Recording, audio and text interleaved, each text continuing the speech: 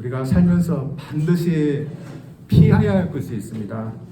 사람마다 조금씩 다른 주관적인 것이 아니라 누구나 피해야 하는 절대적인 것이 있습니다. 그것은 하나님이신 주님이 우리에게 피하라고 명령하시는 것입니다. 오늘 말씀에서 주님이 제 아들에게 이러신 말씀인데 어느 정도 피해야 되는 것인지 말씀했는데 우리가 생각할 수 있는 최고의 정도로 피하라고 하셨습니다. 그래서 오늘 주님이 말씀하신 것은 매우 심각하게 들어야 하고 또한 따라야 하는 것입니다. 주님 오늘 제 아들에게 반드시 피해야 된다고 말씀하실 때엔 그것은 지난주에 저희들이 보았던 사건 때문이었습니다. 지난주에 저희들은 요한이 자신의 무리에 들지 아니하였다고 하면서 예수님의 이름으로 귀신을 쫓는 자를 막았던 것을 저희들이 보았습니다. 요한의 입장에서는 자신의 무리에 들지도 아니하고 또한 제대로서 주님을 공식적으로 따르지도 않는 사람이 예수의 이름으로 귀신을 쫓아내니까 못하게 하였던 것 같습니다. 그리고 자신이 이렇게 한 것에 대해서 잘했다고 생각하실 줄 모릅니다. 그래서 오늘날 설교를 하는 것과 비슷할 수도 있습니다. 오늘날은 신학교를 졸업한 전사님이나 목사님들이 설교를 합니다. 그러나 옛날만 해도 신학교가 부족했습니다. 그래서 개교에서 목회자가 될 만한 은사가 있는 교회 멤버를 목회자로 세웠고 설교를 하게 했습니다. 그러나 오늘날 시대에도 신학교를 나오지 않고 목사안수도 받지 않은 분이 설교를 한다면 우리 같으면 어떻게 할까요? 하라고 할까요? 아니면 신학도 나오고 목사안수도 받고 그 이후에 설교하라고 할까요? 우리는 특권의식이 아니라 조금 더 자격을 갖추게 하기 위해서 요구하지만 요한은 그러하지 않았습니다. 그는 12제자 차들미 할 수 있는 것인데 남이 하니까 하지 못하게 한 것입니다. 소위 특권의식 때문에 그렇게 한 것이었습니다. 그러나 이것이 예수님이 볼 때 어떠했을까요? 매우 심각한 것이었습니다. 왜냐하면 요한으로 인해서 그 사람이 실족할 수 있었기 때문입니다. 저는 생각에 그 사람이 실족을 하지 않았다고 생각합니다. 왜냐하면 요한이 싫은 소리하고 막았지만 그래도 예수님 이름으로 귀신을 쫓았고 그리고 그 후에도 아마 예수님의 이름으로 계속 귀신을 쫓고 예수님을 믿었을 것이기 때문에 실족을 하지 않았을 것입니다. 그러나 그렇지 않은 사람도 있습니다. 그리고 충분히 실족할 수 있는 것입니다. 그리고 실족게 되는 것은 상당히 심각한 것입니다. 이러면서 예수님은 상당히 강한 의지로 이런 일이 일어나지 않아야 한다며 경고의 말씀을 하셨습니다. 따라서 오늘 말씀은 우리에게도 일어나지 말아야 될 그런 일인 것입니다. 먼저 우리로 인하여서 남이 실족해 되는 일이 일어나지 말아야 됩니다. 우선 실족한다는 말이 무슨 말일까요? 말 그대로 표현하면 넘어지게 한다는 말입니다. 예수님을 따라가는 길에 있어서 방해를 받아 넘어지는 것입니다. 예수님 믿는 것은 한 번 믿고 그로 끝난 게 아니라 계속해서 믿는 거고 계속해서 주님을 따라가는 것입니다. 근데 그것을 못하도록 방해하는 것입니다. 여러분 이것이 얼마나 심각할까요? 오늘 본문에서는 요한이 본인에게 예수 이름으로 귀신을 쫓는 이 사람을 방해했습니다. 근데 그것이 얼마나 심각한 것일까요? 저희들 때때로 남이 주님을 믿고 따라하는데 방해를 줄 수 있습니다. 물론 고의적으로 방해를 하지 않습니다. 그러나 그렇게 할 수 있습니다. 어느 소속 기관에서 왜 교회를 나가지 않았냐 설문조사를 했습니다. 가장 많은 이유는 불신앙 때문이었습니다. 예수님을 믿지 않아서 교회에 나가지 않는다 했습니다. 그러나 상당히 많은 사람들이 기존에 예수 믿는 사람들 때문에 교회에 나가지 않는다 그렇게 했습니다. 불신앙 가운데는 공경원이 예수님을 믿지 않으려고 하고 싫어하는 사람도 있지만 의외로 많은 사람들이 주 믿는 사람들이 방해를 해서 그래서 주님을 믿지 않는 사람들도 많은 것입니다.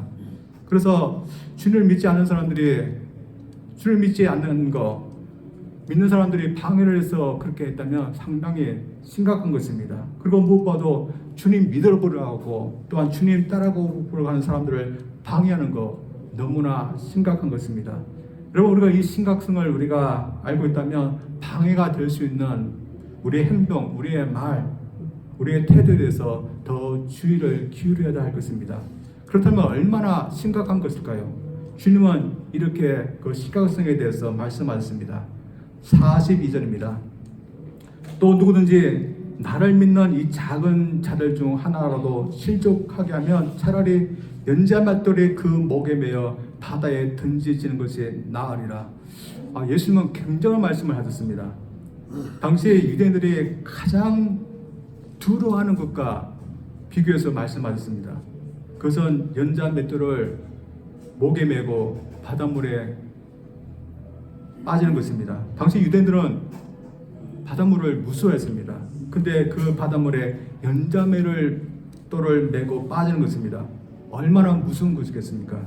그냥 맷돌도 무거운데 당나귀가 끌어도 돌아갈 수 있는 이 연자맷돌을 목에 메고 바닷물에 빠진다는 거 영영이 휴장시키는 것입니다. 그리고 얼마나 무서운 것인지 모릅니다.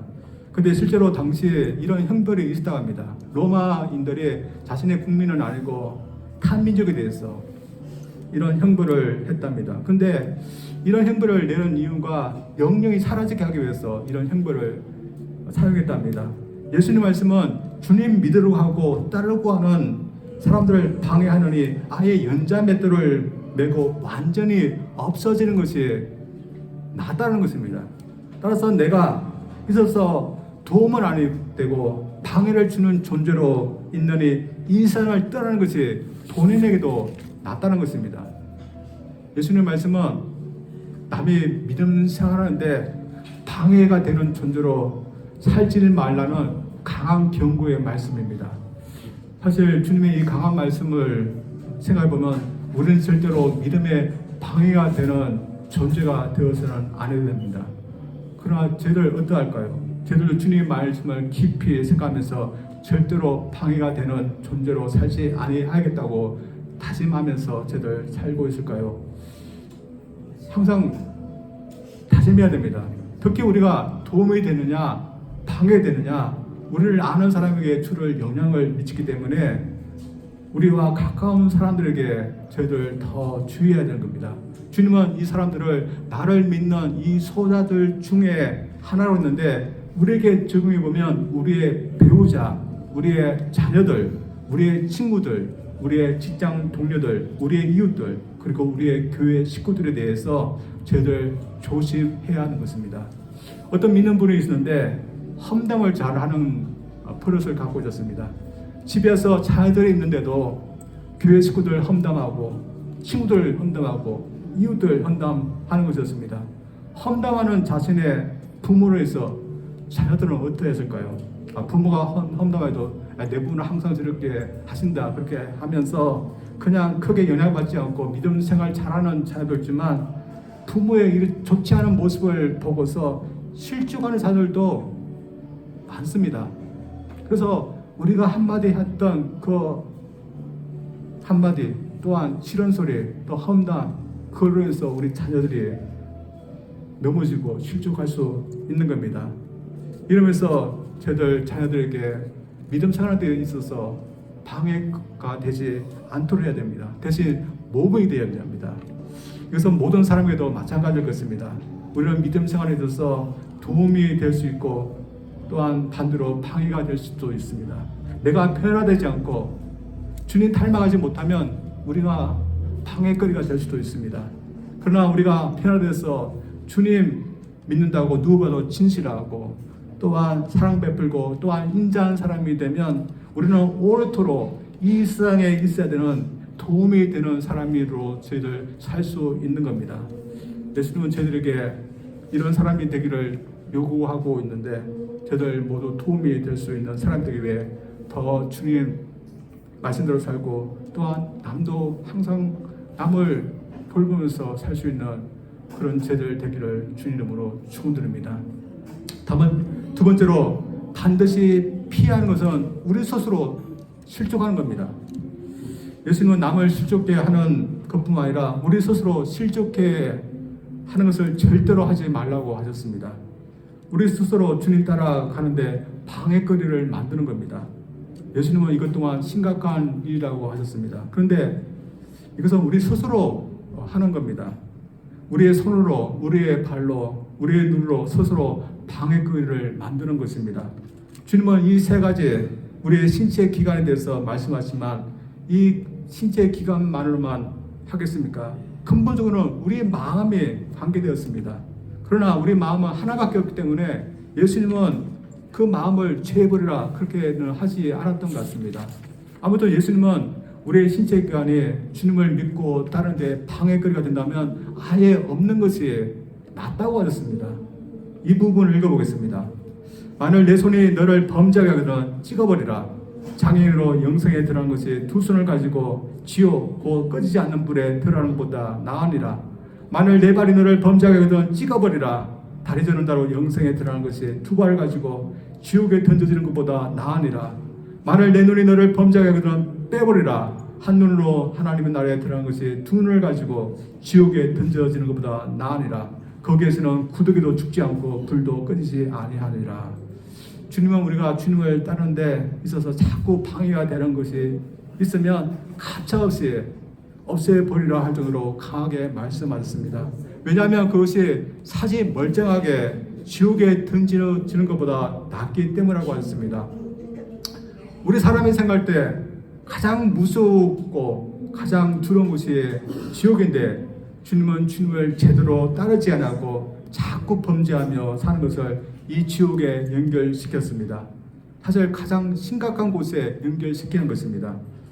어느 누구도 지옥에 대해서 듣고 싶은 사람은 없을 것입니다. 어쩌면 모두 피하고 싶은 것입니다. 그러나 우리 인간은 이 두 곳 중에 한 곳에 반드시 가게 되어 있습니다. 그래서 주님도 오늘 말씀에서 영생과 지옥, 하나님 나라와 지옥, 단 두 곳에 대해서만 이야기했습니다. 천국도 지옥도 아닌 중간에 어떤 곳에 있는 것이 아닙니다. 따라서 천국에 가지 못하면 지옥에 가는 겁니다. 주님은 이런 까닭에 우리가 어떤 곳에 인해 자꾸 죄짓고 주님 따라가는데 방해를 받는다면 그것을 없애버리라고 하셨습니다.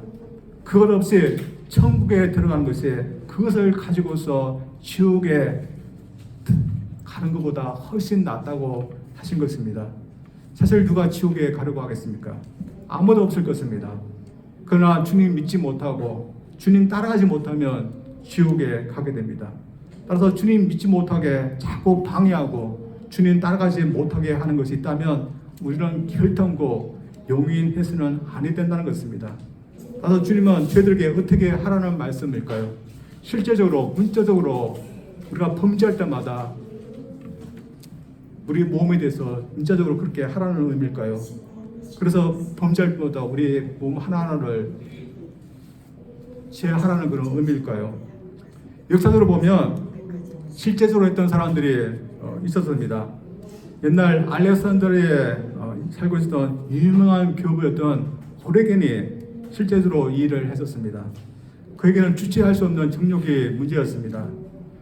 당시만 해도 금욕주의가 대세였기 때문에 웬만하면 이성교도 하지 않고 결혼도 하지 않고 살려고 했습니다. 그런데 사람이 그렇게 하며 살 수 있겠습니까? 우리도 이 문제로 자꾸 정욕으로 인해서 불타게 되니까 결국에는 자신 스스로 거절을 해버렸다 합니다. 그런데 그 후가 문제였습니다. 자신의 실제 일부를 제거했다고 해서 범죄하지 않았던 것은 아니었습니다.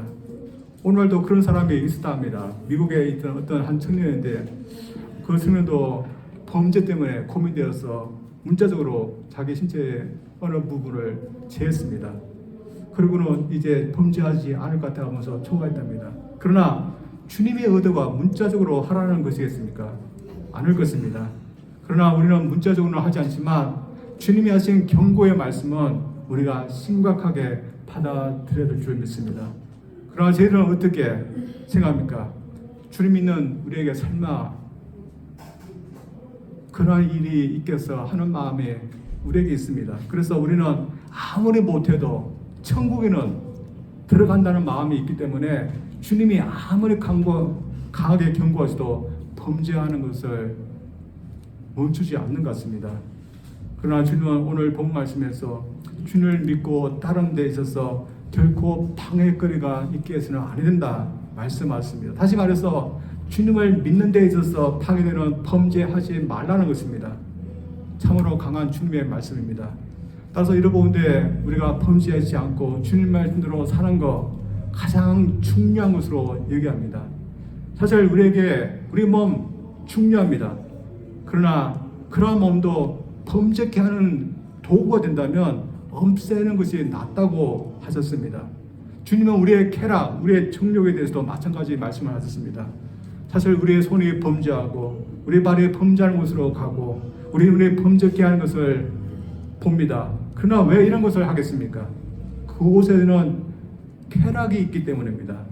그러나 주님은 이런 것보다 주님 따르는 것이 훨씬 더 중요하다고 말씀하셨습니다. 사실 우리가 이런 쾌락을 다 끊고 살면 우리 인생 재미있는 것이 하나도 없을 수도 있습니다. 우리가 재치지 아니한다고 TV도 안 보고 인터넷도 아니하고 그 시간에 성경 보고 기도하고 좋은 경건식 읽고 그렇게 살겠다 하면 우리는 경건할 수 있습니다. 그러나 어쩌면 세상 사는 재미 없을 수도 있습니다. 우리가 재치지 않기 위해서 사람들을 만날 때 남 헌담하지 하는 이야기 하지 않고 성경 이야기만 하고 또한 주님 이야기하면 우리가 누구보다도 거룩할 수 있습니다. 그러나 재미는 없을 수도 있습니다. 그러나 어떤 믿는 자들은 실제적으로 그런 금욕주는 생활을 하고 있습니다. 그들이 왜 그렇게 하고 있는 이유가 무엇일까요? 그들에게는 주님을 따르는 데 있어서 금욕주의 삶이 필요하기 때문에 이렇게 하는 것입니다. 이것은 저희들도 마찬가지일 것입니다.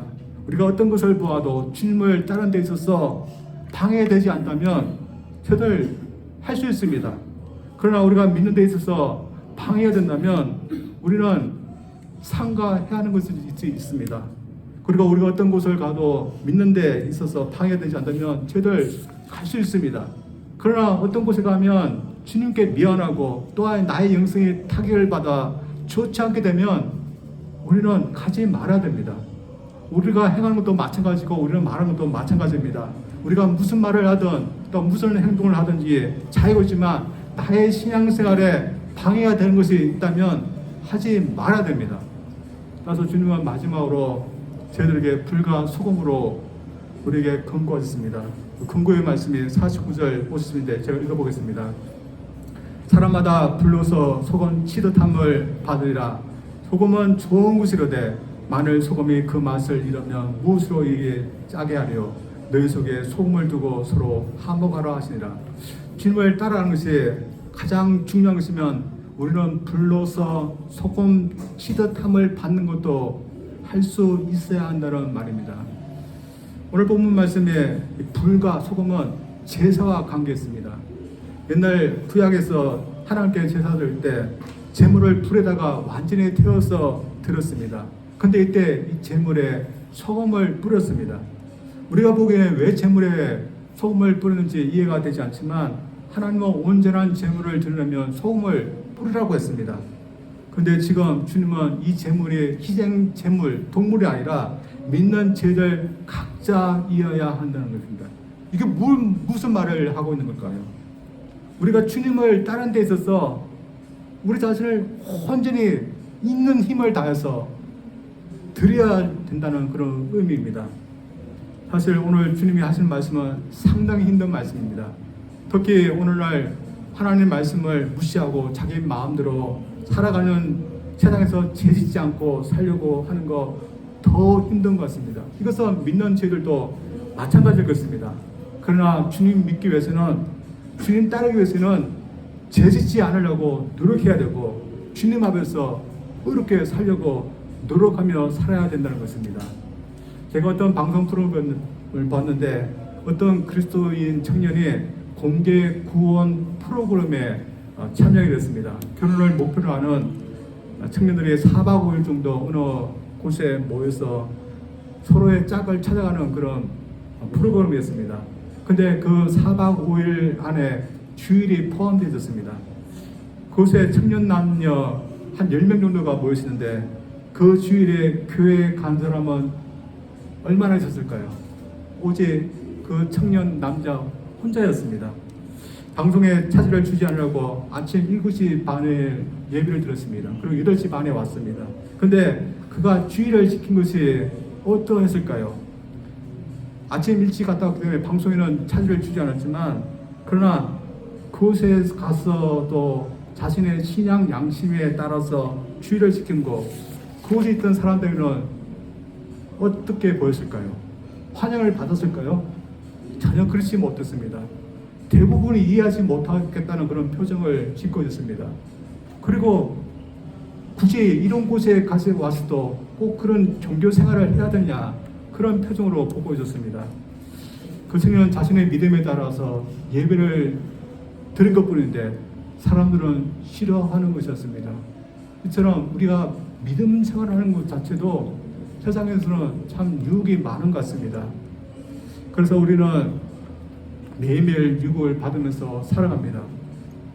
그러나 세상이 이런 세상이기 때문에 주님 따라하는 것이 쉽지 않은 것만이 아닌 것입니다. 결국에는 우리 자신에게도 죄의 본성이 있기 때문에 주님 따라야 한다고 하면서도 잘 못 따르는 것 같습니다. 그러나 저희들이 어떻게 합니까? 내가 죄를 짓지 않으려는 그런 고통이 나에게 있을지라도 죄를 짓지 않기 위해서 나 자신을 절제하고 포기하고 또한 희생해야 되는 힘듦이 있을지라도 내가 주님을 믿고 주님 앞에 바르게 사는 것이 훨씬 더 중요하기 때문에 저희는 죄를 짓지 않으려고 피하려고 노력하고 있습니까? 저는 여러분이 모두 노력하고 있다고 생각합니다. 따라서 세상 사람들은 범죄하는 것에 대해서 전혀 무관심하며 자신난 마음대로 살고 있지만 저희는 주님 앞에 범죄하는 것에 대해서 무척 어려워하고 있다고 믿습니다.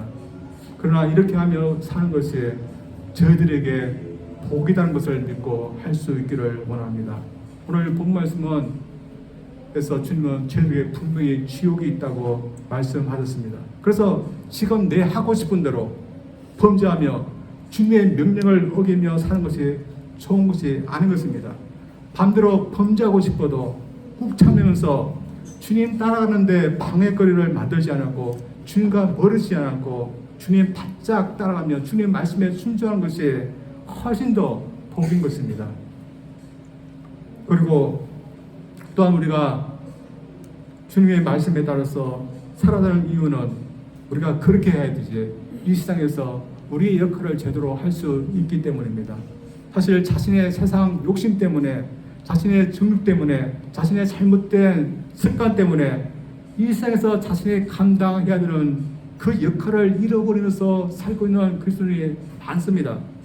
세상에서 무엇인가 달라서 선한 영향력을 끼치면서 살아야 되는데 그것이 없는 그리스도인이 있습니다. 사실 무엇이 우리에게 더 나을까요? 세상 사람들도 저들도 범죄하고 싶을 때 그대로 범죄해버리고 내 생각대로 내 방식대로 살고 싶을 때 그대로 내 생각대로 내 마음대로 사는 것이 더 나을까요? 아니면 범죄하지 않고 주님 앞에 정직하고 깨끗하고 거룩함을 삶을 살아서 세상 사람들에게 다르게 살아야 하는 삶을 보이고 또한 왜 우리가 그렇게 해야 되는지 우리를 구원하신 주님을 증거하며 사는 것이 더 나을까요? 세상에서 잠깐 범죄하며 내 마음대로 사는 것보다는 나에게 주어진 빛과 소금으로서의 역할을 잘하며 감당해서 사는 것이 영원까지 영생에 있고 또한 상에 있는 것이 훨씬 더 나은 것입니다. 따라서 우리는 무엇을 선택해야 될까요? 결국은 우리가 매일매일 선택해야 하는 겁니다. 내가 주님을 위해서 선택할 수 있고 나의 욕망, 죄를 위해서 선택할 수도 있습니다. 그 선택을 따라서 우리가 영생으로 갈 수 있고 아니면 지옥으로 갈 수 있는 겁니다. 그래서 우리는 주님을 믿고 주님 따라간다면 우리는 어렵고 힘들어도 죄에 대해서 굴복하지 말고 죄를 이겨내면서 살아야 됩니다. 옛날 바른 선택을 하신 목사님이 계시답니다. 그 목사님은 미국에 계신 목사님인데 캐나다에 부흥집회가 있어서 혼자 캐나다에 잠시 가시게 되었습니다. 부흥집회가 끝나고 난 다음에 주말이었습니다. 그때도 혼자 호텔에 있었습니다. 혼자 호텔방에 가기 위해서 엘리베이터를 탈 때였다고 합니다. 자신이 엘리베이터를 타는 순간 두 명의 아주 예쁜 젊은 여자분들이 같이 타게 됐습니다. 근데 그분들 탔는데 아주 요상한 눈으로 자신을 바라보는 것입니다. 그리고 이 목사님을 유혹하는 것입니다. 자기들은 시간도 많고 즐기를 원하는데 당신도 즐기를 원합니까? 이렇게 했답니다. 이 목사님이 이때 어떤 선택을 했을까요? 아무도 없습니다. 혼자였습니다. 제자기에 딱 좋은 그런 시간대입니다.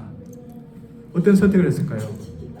아니면 단호하게 죄를 짓기를 거절하고 주님 다른 자로서 얼마나 선택을 했을까요?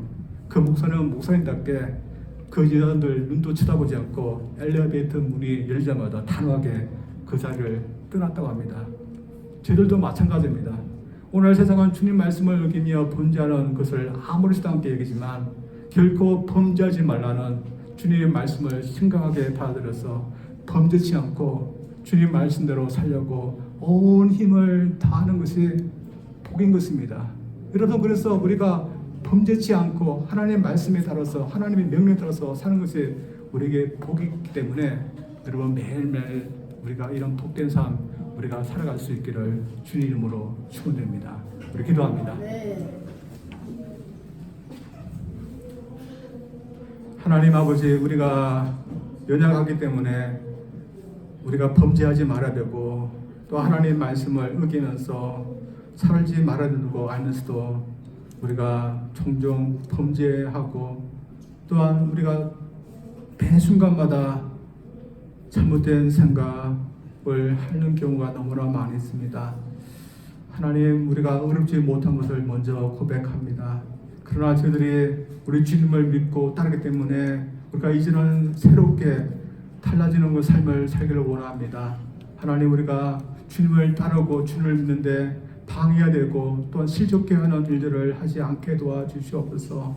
하나님, 무엇보다도 나 자신뿐만 아니라 우리가 가까이 지내고 있는 우리의 자녀들 또한 식구들 또한 이웃들에게 우리가 도움이 되는 사람으로 살 수 있도록 도와주시옵소서. 우리가 방해거리가 되어서 믿음의 길에 방해가 되는 그런 죄들 되지 않도록 우리를 돌봐주시고 또 우리가 먼저 하나님 앞에 변화된 삶을 살 수 있도록 인도하여 주시옵소서. 예수님 이름으로 기도합니다.